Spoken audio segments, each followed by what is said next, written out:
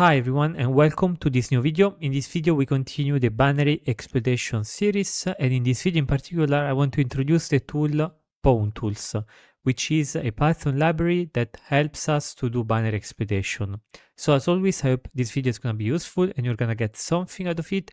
If you want to support my work, there is the Patreon link in the description. Thank you very much and enjoy the video. So what is exactly Pwntools? Now, Pwntools is a Python library designed to help in binary exploitation. This library, for example, is very often used in capture the flag challenges and also in learning about binary exploitation because it provides many different utilities that allows us to interact with processes, for example, so process interaction. So actually here it's interaction, either with a local process or with a remote process, because some of the time the challenge asks you to download a binary and you can execute it on your local machine. Other times you have to interact with a network socket, like with a TCP socket or a UDP socket. In those cases, we need to have a remote process interaction. Also, there's lots of binary data in different formats. The format also depends on the architecture of the binary that you're trying to attack. If it's x64-bit, 8664, or x86 for a 32-bit architecture, depending on the processor, if it's ARM or different. It's like there's a lot of parameters that can change the way that the data is actually, encoded. And also you have a lot of helpers for the actual exploits. So shellcode generation, for example, ROP chains. So ROP is a style of, it's a type of attack that we will see later on in the series. And this library allows you to automate all of that. In general, you can consider this library as a really good helper to automate as much as possible the act of writing binary exploits. So how do you set it up? Extremely simple, using Vwemb. So here I have actually set it up already, but we can just set it up once again. So we create the virtual environment with Python, we activate it, and then we install the library, which is called Pwntools.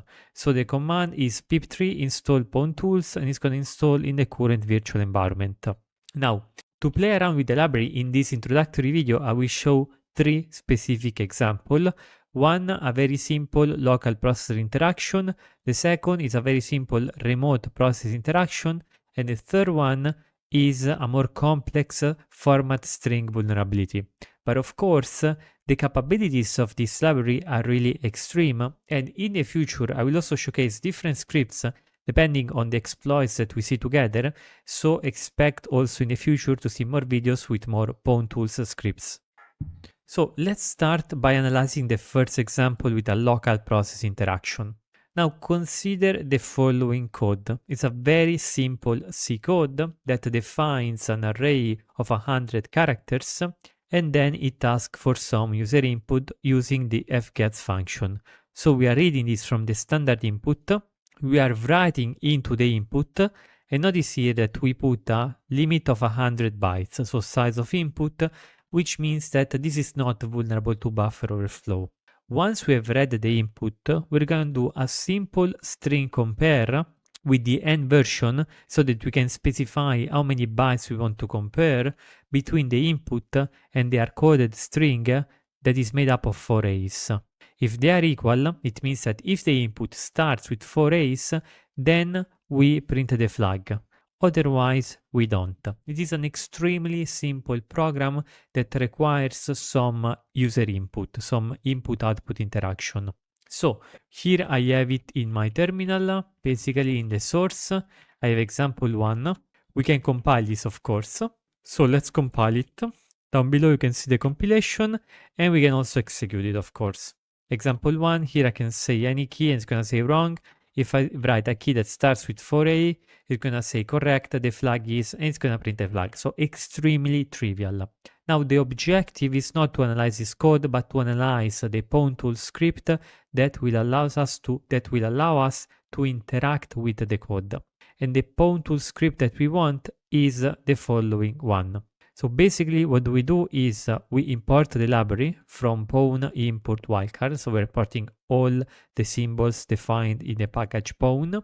We start a process, a local process. We do this by the process function, and here we put the path to the binary that we want to interact with. So this is actually going to start the binary.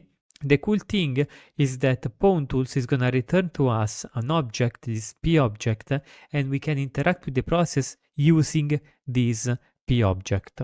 For example, we can say, okay, I want to send this particular line to the process. I want to say a bunch of A's, like 64 A's.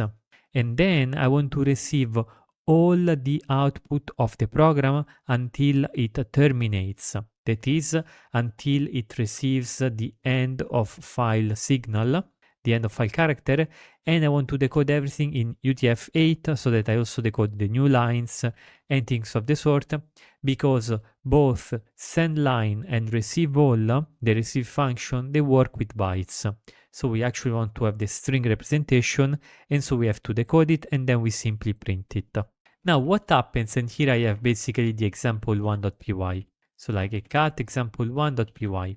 Now what happens is if I execute the script, notice that what do I get? I'm starting the local process, and here I get all the data. So once again, I was able to send that particular piece of data to the process. Now, as I said, Pwntools is an extremely rich and powerful library. So for example, in this case, we just say receive all.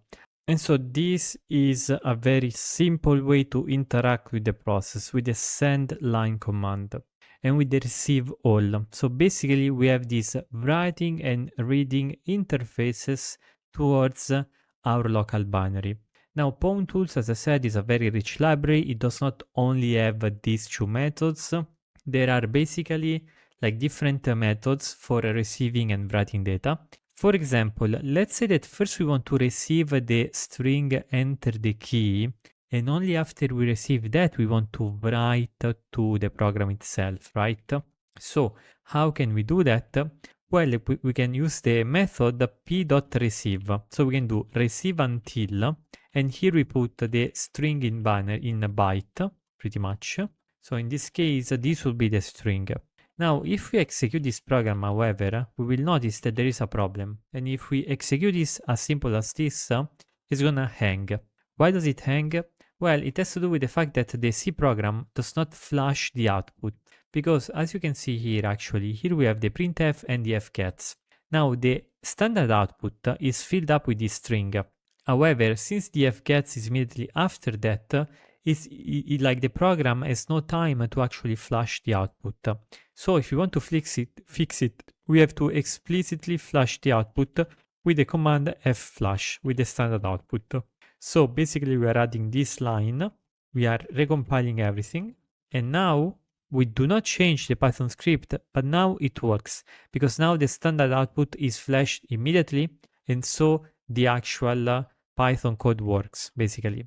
So here we can say receive until. We can also say receive a specific number of bytes. For example, the string enter the key with a white space contains 15 bytes. So we can write another way to do it is p.receive 15. So we are receiving 15 bytes and then we are sending our particular input. And once again, it works. Notice here that I print out the string that we're reading from the program and it says enter the key : white space. And so that's the first example with a bunch of different ways for reading and writing to the process. So example 1 done. Let's move to example 2, which is actually extremely similar. It's just that we're gonna change the way we interact with the process because it's not gonna be a local process anymore, but it's gonna be a remote process. But if you actually look at the code here, it's gonna be pretty much the same code. It's just that now instead of having process, here we have remote and we have to specify an IP address and a port. And this is gonna connect to the socket and it's actually gonna establish a TCP connection and connect to the binary. Actually, I believe that this method supports also UDP. So the socket could be either a TCP socket or a UDP socket, it doesn't really matter. In our case, however, we can use a socket to transform our local process in a network process with this simple command. Socket TCP listen 1337 reuse address fork exec example1 pty standard error. So this is the line that will take the binary, will wrap it with a network socket, and so that to interact with the same binary, now we can use a TCP socket. So we can just execute it basically. So let's just execute it like this. Notice that now the shell here is hanging because actually I've opened a port. And if we check netstat on, if you grep 1337, notice that we see this particular process running with socket. So this is our local process, and we can actually connect to the challenge using either nc localhost 1337, as you can see here, or we can do nc 127.0.0.1337, and we have our process here. And so basically that's the idea. So once we do that here, let's just recreate, rejoin the virtual environment, and we can run the second Pwntools example. It's going to be extremely simple because here we just change a single line. We just change this from process to remote, and now we can also interact with remote processes, and the basic commands pretty much are all the same. For this reason, Pwntools is a great interface for dealing with binary exploitation. So for the last example, I wanted to bring something a bit more interesting, and it's going to be a format string vulnerability. Now, in the previous video, we showcased how to exploit it manually, so how to craft the exploit manually, but actually with Pwntools, we can, there is a method that will help us in this exploitation. So let's consider this C code, which is a bit more complex than the previous examples. So what do we have here? We have a global variable called secret, which is defined as this dead beef value. Then we are reading from the user input the name. We are storing it into a buffer of 256 characters. Notice here that the memset and the fgets are done correctly, so there are no buffer overflows in here. The vulnerability, of course, lies in this printf. Why? Because here we have a format string vulnerability because we are using the user input directly as a format string. Therefore, the user can introduce malicious format string characters and attack us through this vulnerability. Now, what do we have to do in this small challenge? We just have to change the value of the secret variable from deadbeef to 1337. If we manage to do that, we have the flag, otherwise we get a wrong output. So that's the C code, and we can compile it with this flag. Basically, as you can see, we have to compile it with the no pi. We don't want a pi binary. Why we don't want a pi binary? Because in a position independent executable binary, the global variables have a randomized address. Therefore, this exploit will be a little bit more difficult. In this case, we are really focusing on Pwntools, so we want to avoid that to make it easier. So we compile it as a NumPy, and the actual code to exploit it is the following one. So first of all, let's actually see it in action because I think it's very useful. We can close this. So we have example 3, right? Example 3. I can write here what's my name, Leonardo, but of course this is vulnerable to a format string vulnerability. And so here we get some data in memory. And if you actually call example3.py, notice that we get the correct and then we get the flag. So this script actually works to get the flag out, which means that we are using the format string vulnerability to overwrite that particular variable. So the question is, okay, how does this script work basically? How does this work? And the idea is that first we are loading the context using the binary. So we are saying a context.binary equal elf of example 3. This is very useful because it sets the stage for the generation of the other payloads within the program. Then, as before, we call the process. So we are loading the process, we are executing it. Then we generate the format string payload with this helper function fmt str underscore payload. Now this is the main function that is implemented in Pwntools, and that it helps us with the pretty much automatic exploitation of format string vulnerabilities. The really cool thing about this function is that it wraps nicely over these arguments. And what are these arguments? The first one is the offset that is with respect to the printf function, which is the first argument that we have control over, what is that offset. And as we discussed in the previous videos, the first arguments are taken from the registry, so from the registers. So like we don't have control over those, but the sixth argument in this case is taken directly from a stack. And we have control over the first argument that is taken from the stack, and therefore here goes a sixth. Then we have this dictionary writes. Now this is really interesting because here we are using the format string to actually write into memory and to change the value of the variables into the process. So here we need to specify two things: the address over which we want to write and the value that we want to write in that particular address. So for example, we want to write into 0x404040 this specific value, which in hexadecimal is the equivalent of the decimal 1337. And finally, we want to say that the write has to be a short, meaning that we want to write only 2 bytes, and we don't care about the rest. So here we prepare the payload, and then we are receiving until we see this particular text. After that, we send our payload, and then we print it all in the output console. So basically that's the idea, and that's why it works. All the magic of creating specifically the correct payload is handled by Pwntools, which makes it a very interesting library.